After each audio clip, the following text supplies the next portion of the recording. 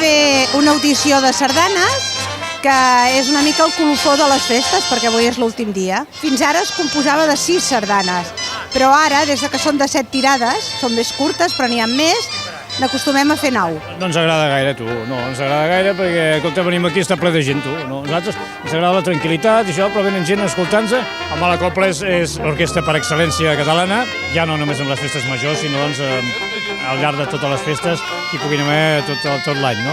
Per tots els pobles i per tot Catalunya. I per què no, també estem a fora. Moltes vegades anem a tocar doncs, a moltes parts de la regió del sud de França i alguna vegada inclús hem fet alguna incursió a la part de les Espanyes, que sempre és d'agrair.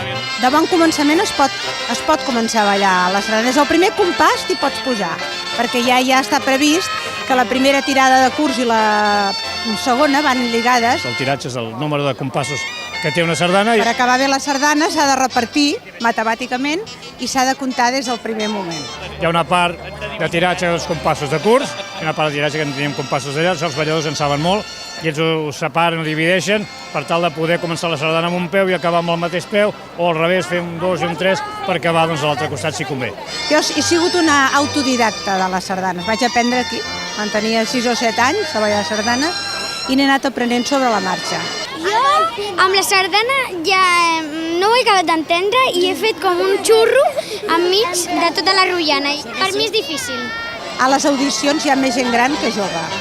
La gent jove ho troba una cosa una mica anacrònica, una mica passada. La sardana potser necessitaria una renovació que no sé quina és. Nosaltres sí que fem un tipus de sardana així doncs una mica alegre, que ens sembla que és molt interessant, que en diem sarda show.